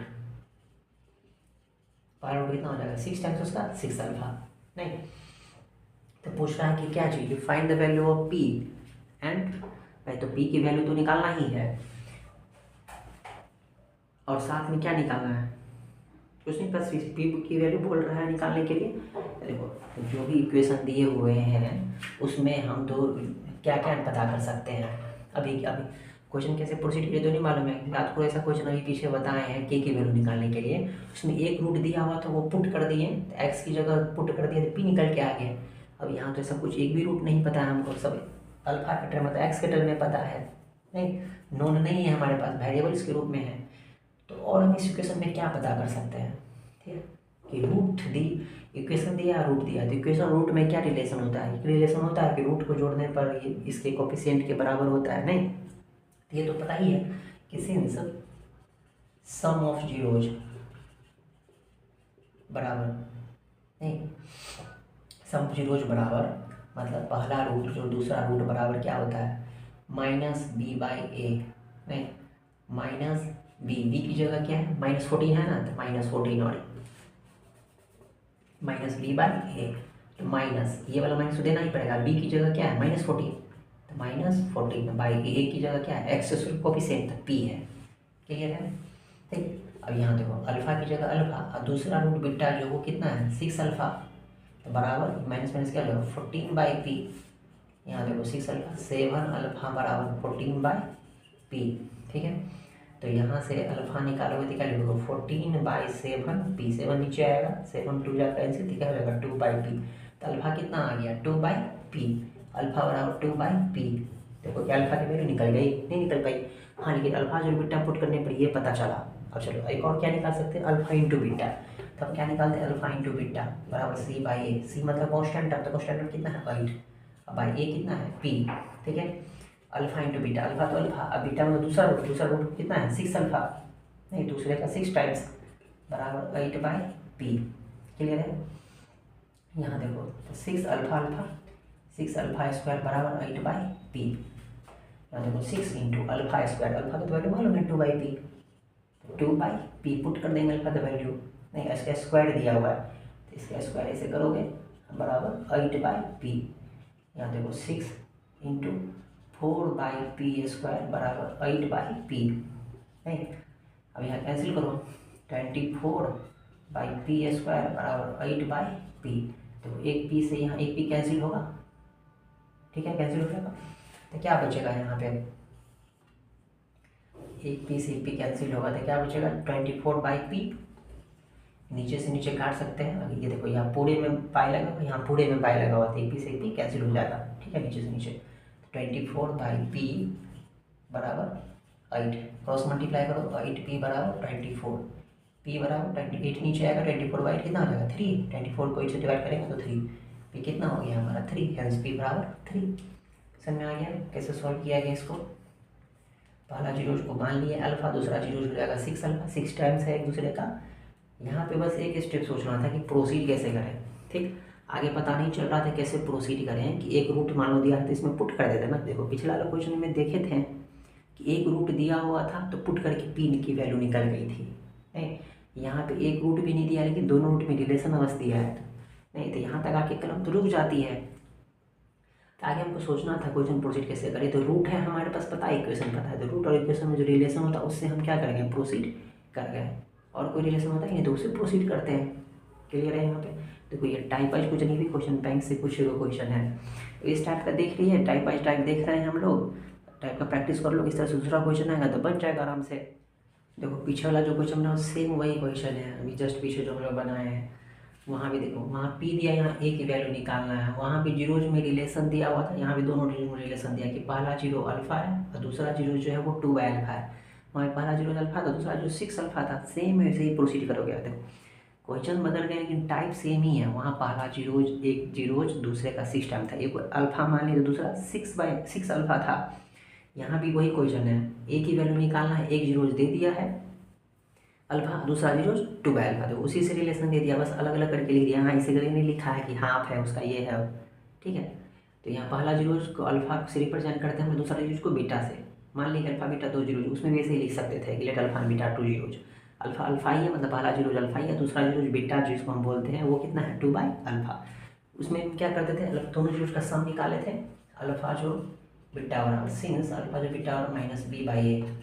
therefore question के अकॉर्डिंग क्या होगा, माइनस बी अल्फा जो बीटा क्या होगा, अल्फा मतलब अल्फा और बीटा, बीटा कितना है 2/अल्फा, माइनस ये वाला माइनस यहाँ दिए, बी कितना है 4, ये कितना है 1, एक्स कोफिशिएंट। तो अल्फा जो 2/अल्फा ये हम लिख लिए। अब देखो यहाँ पे जो बचा हो, देखो पिछले वाला क्वेश्चन से थोड़ा सा डिफरेंट है।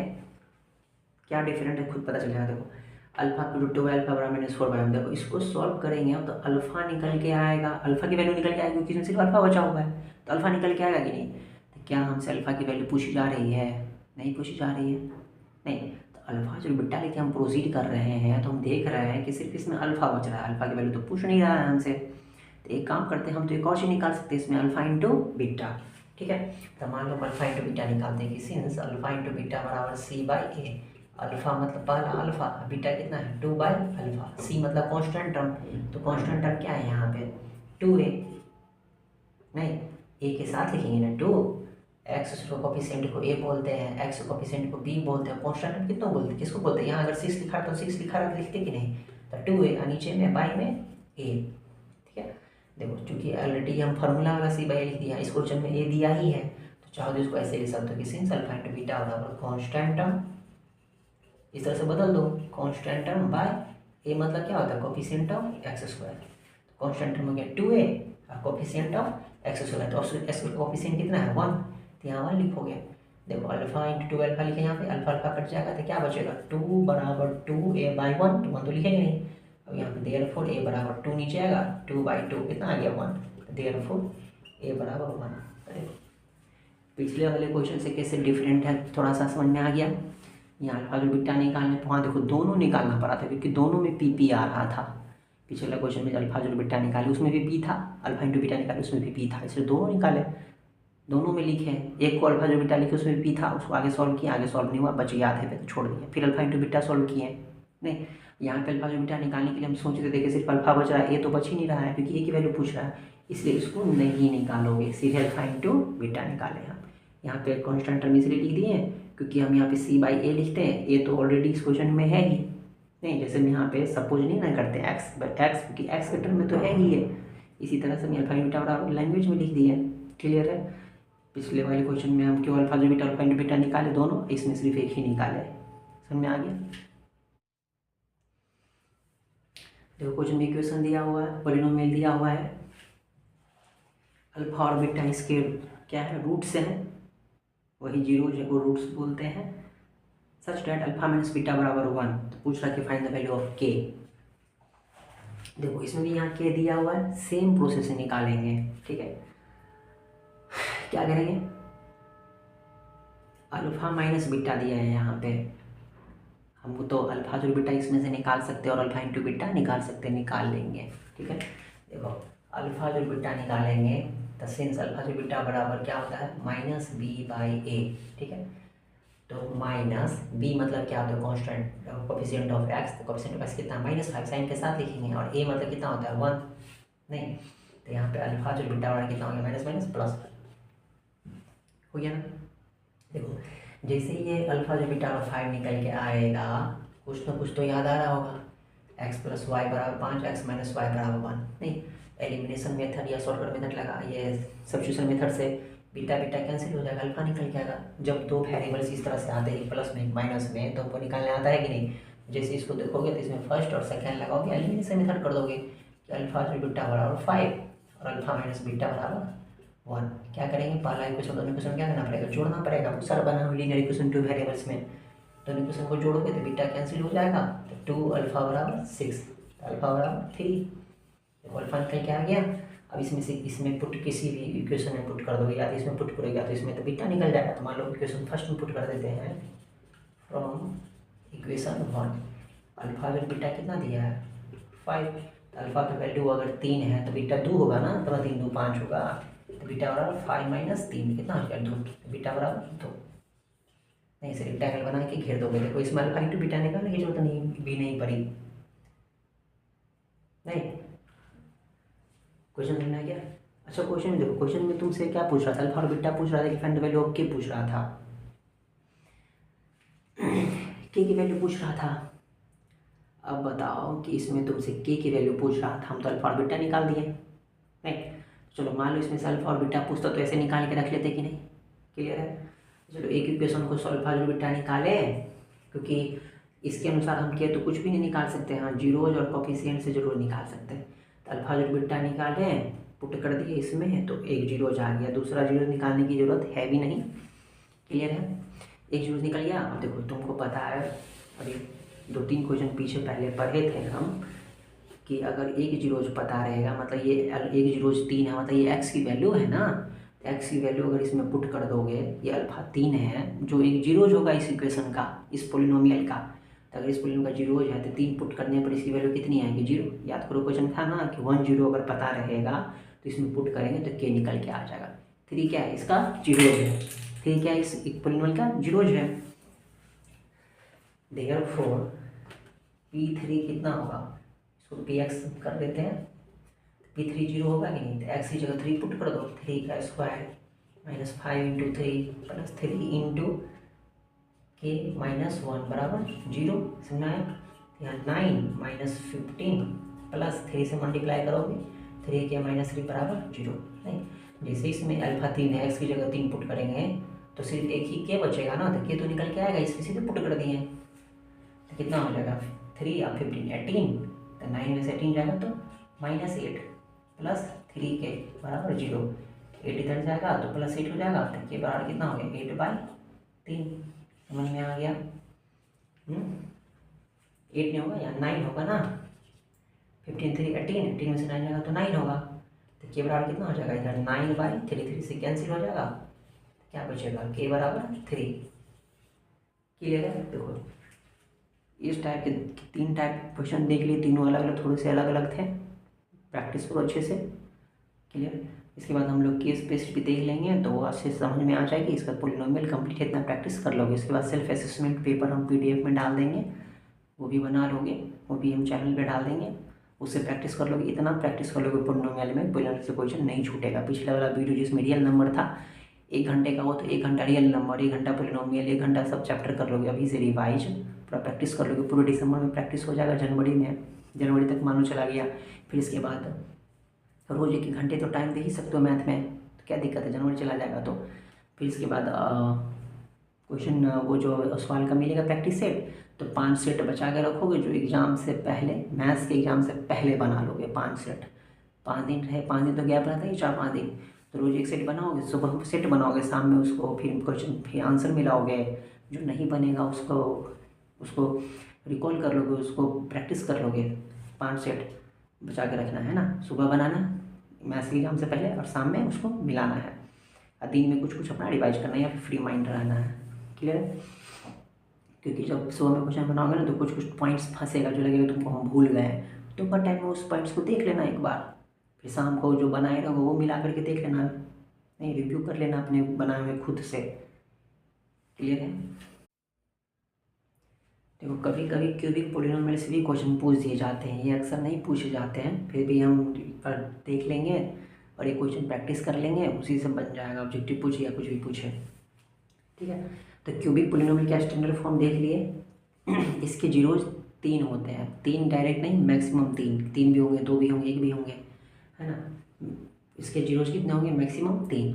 इसमें तीनों जीरोज में भी रिलेशन होता है, अगर मान लो तीनों जीरोज का सम करोगे, अल्फा जो बीटा जो गामा निकालोगे तो -b/a होगा। यहाँ भी -b/a में, वहाँ और क्वाड्रेटिक में -b/a में अंतर है ना, वहाँ b था कोफिशिएंट ऑफ क्या? x, यहाँ b देखो क्या है? कोफिशिएंट ऑफ x² है। ठीक, तो ये स्टैंडर्ड फॉर्म से याद ध्यान रखोगे कि b क्या है, c क्या है, d क्या है। d क्या है? कॉन्स्टेंट टर्म, d यहाँ पे क्या है? कॉन्स्टेंट टर्म बिना x वाला टर्म। c क्या है? x वाला टर्म, x का कोफिशिएंट जो है वो, नहीं ये क्यूब वाला टर्म है तो क्यूबिक टर्म हो गया, ये पावर 2 वाला टर्म है तो क्वाड्रेटिक टर्म हो गया, ये पावर 1 वाला है तो लीनियर टर्म हो गया, ये कांस्टेंट टर्म हो गया। तो दोनों जीरो तीनों जीरोज को सम करोगे तो -b/a, दो जीरोज के प्रोडक्ट करके सम करेंगे, 2 का product, sum of the product of 2 zeros, नहीं तो c/a आएगा, तीनों जीरोज का प्रोडक्ट करेंगे तो -d/a आएगा। तो कभी इक्वेशन दे देगा, इसमें से कुछ बोलेगा निकालने के लिए निकाल देंगे, या फिर कभी ये दे देगा कि तीनों जीरोज का सम दे देगा, तीनों दो जीरोज के प्रोडक्ट का सम दे देगा, sum of the product of 2 zero जैसे लिखा रहेगा, सम है तो सम, प्रोडक्ट है तो प्रोडक्ट कितने जीरोज का? 2 जीरोज का, तो sum of the product of 2 zeros, product of zero, ये क्या कहलाएगा? प्रोडक्ट ऑफ जीरो जिसको बोलेंगे लैंग्वेज में, प्रोडक्ट ऑफ जीरो, तीनों जीरोज का सीधे प्रोडक्ट है। तो ये दिया रहेगा, पूछेगा इक्वेशन बताओ, तो इसको इक्वेशन बनाने के लिए फॉर्मूला रहेगा, जैसे क्वाड्रेटिक में तो इसी तरह यहाँ भी होता है, यहाँ x3, यहाँ -b/a लिखा हुआ है तो माइनस अल्फा जोड़ बीटा जोड़ गामा x², नहीं प्लस यहाँ c/a प्लस, इसके साथ प्लस आता है ना तो प्लस ही रहेगा यहाँ साइन, इसे याद रहेगा साइन, बीटा जोड़ gamma, gamma into alpha into x, यहाँ देखो माइनस लगा है तो minus alpha into beta into gamma, alpha into beta into gamma. Clear? इस ये इक्वेशन बनाने के लिए क्यूबिक पोलिनोमियल के इक्वेशन बनाने के लिए बराबर जीरो भी लिख सकते हो। तो देखो कैसे याद रहेगा, x पावर 3 क्यूबिक है तो x क्यू होगा तो x क्यू डाल दो। अब देखो अल्फा जो बीटा जो गामा लिखना तो यहाँ से याद है -b/a होता है, इसलिए यहाँ माइनस, फिर इसके बाद ये वाला लिखोगे तो इसमें +c/a होता है तो यहाँ प्लस साइन रहेगा, इसके बाद -d/a आता है, अल्फा इंटू बीटा गामा लिखोगे तो यहाँ माइनस लगा तो यहाँ माइनस लगा दो, बराबर जीरो। देखो x वाला टर्म, x² वाला टर्म, x वाला टर्म, बिना x वाला टर्म, अगर ये दिया रहे तो इक्वेशन ऐसे बना लेंगे, क्यूबिक पोलिनोमियल ऐसे बना लेंगे। देखो इस पोलिनोमियल दिया हुआ है, एक जीरोज दिया है कि 4 इसका एक जीरोज है, तो पूछा अदर 2 जीरोज निकालो। क्वाड्रेटिक में अगर जीरोज निकालने के लिए बोलता है तो हम तो फैक्टराइज करके निकाल ही सकते हैं, निकाल देते हैं, लेकिन क्यूबिक पोलिनोमियल इसमें अदर 2 जीरोज निकालना है तो इसको फैक्टराइज तो नहीं करने आते, फैक्टराइज कर देंगे बराबर जीरो करके लिख देंगे तो एक्स की वैल्यू निकल जाएगी। नहीं मतलब क्वाड्रेटिक में जैसे किसी भी पोलिनोमियल को फैक्टराइज करते हैं तो इस तरह से आता है ना, x + 5 × x - 3 बराबर जीरो, तो हम x = -5 x = 3 लिख देते हैं, तो उसका फैक्टराइज तो करने आता है लेकिन इसका फैक्टराइज तो नहीं करने आता है।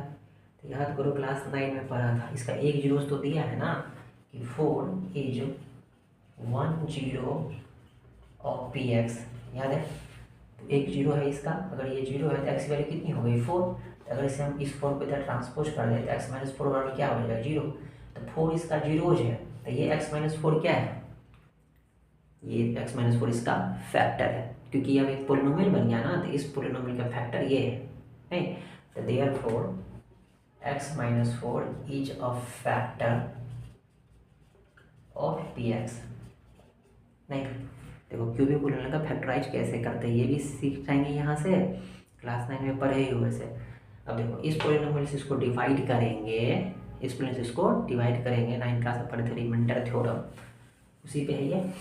इसको इस पर देखो यहाँ से तो प्रोसेस देखो, एक जीरोज दिया है तो कैसे x = 4 हो गया, तो इधर पोलिनोमियल बन गया, इस x - 4 से इसको डिवाइड कर दो, तो हम x - 4 से इस पोलिनोमियल को क्या करेंगे, डिवाइड कर देंगे, x² - 3x² - 10x + 24 डिवाइड करने आता है। अभी तो डिवाइड ना सीखोगे, वेट करके डिवाइड करो सीधे, x से लगेगा तो क्या हो जाएगा x² - 4x माइनस यहाँ प्लस कैंसिल हो जाएगा, कितना बचेगा यहाँ पे x² माइनस 10x, यहाँ पे क्या आएगा प्लस x, यहाँ पे x³ था ना, क्या था x³, तो यहाँ x² से करना पड़ेगा, ठीक है। अब x से करेंगे तो x² माइनस 4x, ठीक, क्या बचेगा यहाँ पे प्लस साइन दोगे, यहाँ माइनस कैंसिल हो जाएगा, यहाँ पे -10 यहाँ +4, तो क्या हो जाएगा -6x। समझ में आ रहा है? डिवाइड तो आना चाहिए ना, तो डायरेक्ट डिवाइड कर रहे हैं, कर लोगे डिवाइड।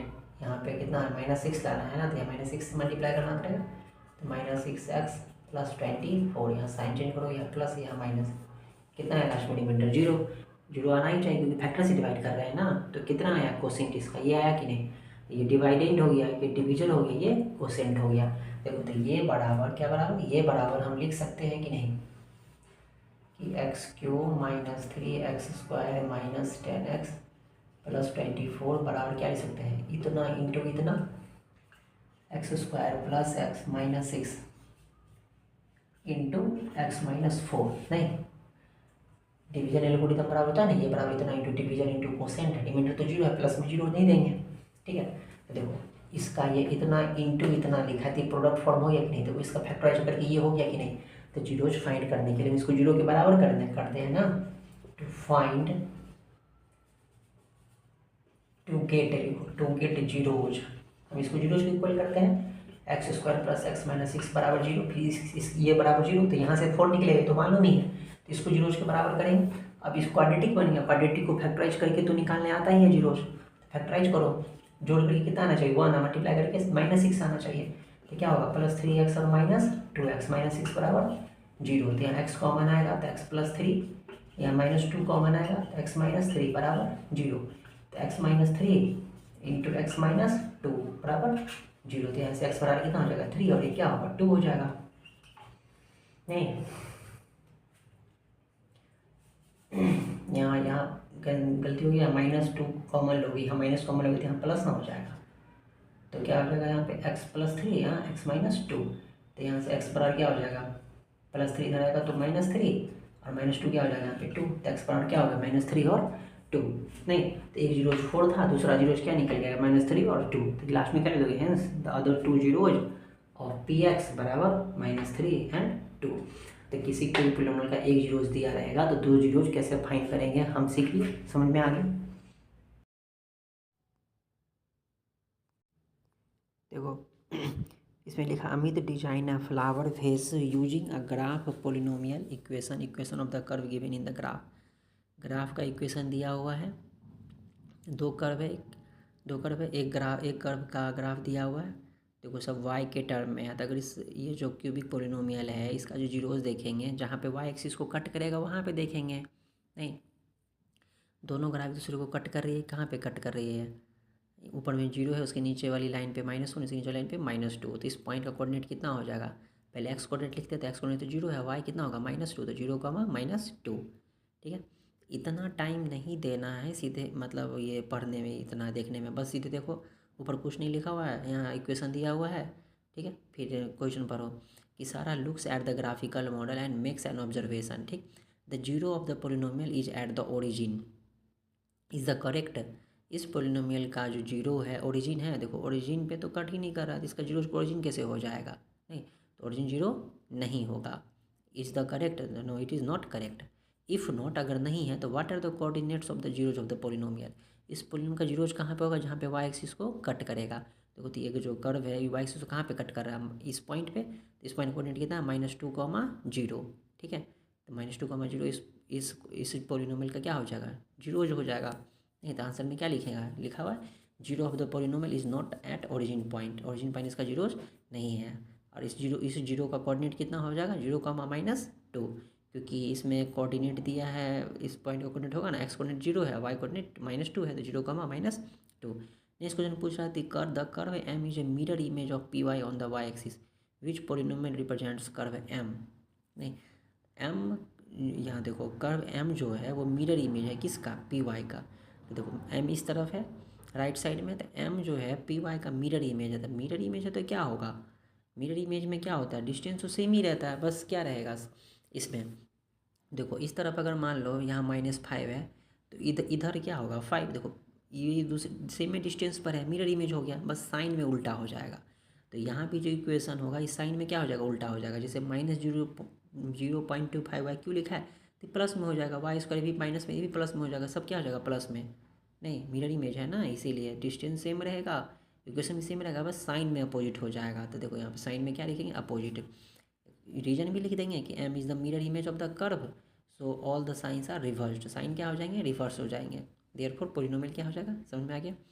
नेक्स्ट क्वेश्चन में पूछ रहा है कि Sara changes the coefficient of Y Q के कोफिशिएंट को क्या कर देती है, सारा चेंज कर देती है in the polynomials for the curves L and M. How does it affect the shape of the flower pot.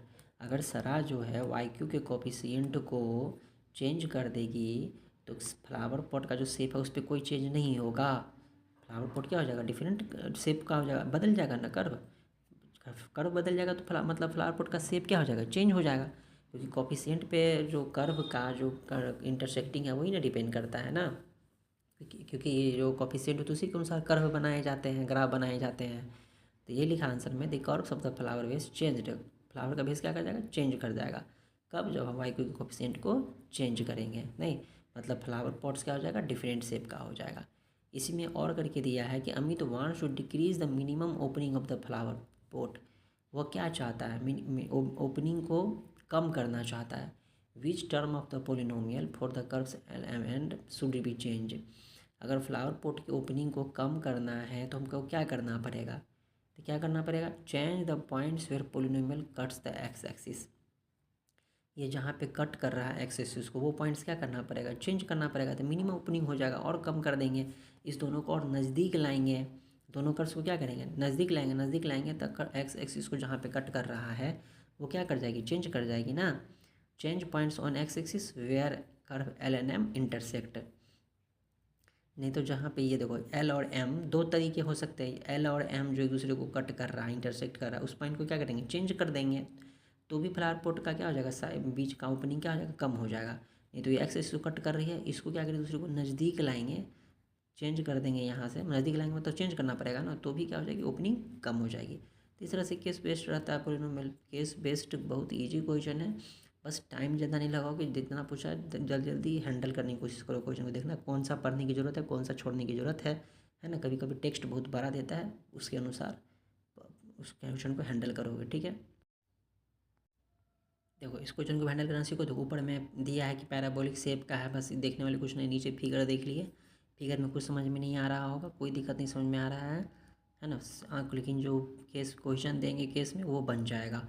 Shape देख रहे हो, स्लोप का शेप, नहीं ये 1 है, पैराबोलिक से नीचे इक्वेशन दिया है 2x² ऑब्लिक NW, क्या लिखा हुआ नहीं लिखा नहीं पता, लेकिन शेप को क्या बोलते हैं, पैराबोलिक शेप, ठीक है। क्वेश्चन सीधे देखेंगे, ये देखो ये वर्टेक्स है, ये वर्टेक्स एक्सिस बोल रहा है, कुछ नहीं पढ़ो, सीधे पढ़ो, क्वेश्चन पे आ जाओ सीधे। If the highways over pass is represent है, हाईवे जो है ओवर पास जो करी उसको रिप्रेजेंट किया इस इक्वेशन से, पूछ रहा है इसका जीरोज बताओ। देखो कुछ भी मतलब है फिगर से, यहाँ फर्स्ट क्वेश्चन में कुछ नहीं, जीरोज पता करने के लिए बोल रहा है, जीरोज पता करने के सीधे क्या करते हैं, फैक्टराइज करते, फैक्टराइज कर दिया, 4 और -2 आ गया, हो गया। आगे बोल रहा है कि find the product of zeros of given polynomial in question number 1। Product पूछ रहा है जीरोज का, नहीं इक्वेशन दिया हुआ है तो जीरोज का प्रोडक्ट हम तो ऐसे भी निकाल सकते हैं, 4 और 2 मालूम चल ही गया है, 4 2 को मल्टीप्लाई कर दो -8, यानी तो प्रोडक्ट ऑफ जीरो हम जानते हैं constant term by coefficient of x², तो ऐसे भी करके निकाल सकते, जैसे एग्जांपल में यहाँ निकाला हो गया है, हो गया। देखो उस फिगर से ये क्या मतलब हुआ, कुछ मतलब नहीं हुआ, इस एक्सिस वर्टेक्स से कोई मतलब नहीं हुआ। ऐसे ही टाइम पास करने के लिए स्टूडेंट को, कैंडिडेट को टाइम इंगेज करने के लिए, उसके IQ लेवल को चेक करने के लिए क्वेश्चन देता है मात्र, कि वो क्वेश्चन को हैंडल कैसे करता है। उसी के और में दिया कि find the number of zeros that polynomial x can have, ठीक, नंबर ऑफ जीरोज पूछ रहा है कि फाइनल नंबर ऑफ जीरोज, तो इसके जीरोज बताओ कितने होंगे। अब तुम सोचोगे इसका सॉल्व करते हैं तो देखेंगे कि नंबर ऑफ जीरोज निकालेंगे, लेकिन देखो इसके ना कोई जीरोज है ही नहीं, तुमको पता है, देखो पता है नहीं पता कैसे करोगे, पहले तो इक्वेशन दिया हुआ है, इक्वेशन स्क्वायर के टर्म में लिखा है, ब्रेक करोगे, यहाँ ब्रेक किया x-2 के होल स्क्वायर को, a² जो b² -2 भी कर दिया, इक्वेशन क्या है x² -4x + 8। अब तुम इसको स्प्लिट करने के फैक्टराइज करने की कोशिश करोगे तो ये फैक्टराइज होगा ही नहीं, फैक्टराइज होगा ही नहीं, तो नहीं होगा तो क्या करोगे, बैठे रहोगे, तो फिर क्या करोगे, चेक करोगे कि हो सकता है कि इसका रूट्स निकले ही नहीं, पॉसिबल ही ना हो। नहीं तो तुरंत बी स्क्वायर माइनस 4ac निकाल आइए। इसका बी स्क्वायर माइनस 4ac की वैल्यू कितना आ रहा है, निकालोगे तो -16 आएगा। कितना आएगा, -16। तो पढ़े थे कि अगर इसका जीरोज अगर ये बी स्क्वायर माइनस 4ac अगर निगेटिव आए, जिसको डी बोलते हैं हम लोग, तो वहाँ पे लिख दोगे कि D B square minus 4ac बराबर निगेटिव, देयरफॉर यहाँ पे लिखा हुआ है hence no real value of X, X का कोई रियल वैल्यू नहीं होगा। ठीक है, हो गया। तीसरा नंबर क्वेश्चन पढ़ो, right the name of the graph which represent above case. उस ग्राफ का ये नेम क्या होगा, पैराबोलिक शेप का होगा, ये यू शेप बोलते हैं नहीं, लेकिन मेन नाम क्या है उसका, पैराबोलिक शेप। ठीक है, द ग्राफ ऊपर जो क्वाड्रेटिक पोलिनोमियल का ग्राफ दिया हुआ है वो किस शेप का होगा, पैराबोलिक शेप का। हो गया। देखो इस वर्टेक्स आर्म इतना दिया था, क्या मतलब था उसका, कुछ भी नहीं। समझ में आ रहा है किस तरह से हैंडल करना है क्वेश्चन में। इसका PDF भी दे दिया गया है डिस्क्रिप्शन बॉक्स के लिंक पे में, वहाँ से डाउनलोड करके प्रैक्टिस भी कर लोगे। इतना प्रैक्टिस कर लो, कोई दिक्कत नहीं होगा पोलिनोमियल में। ठीक है, जो समझ में नहीं आएगा उसको कमेंट करोगे। ठीक है।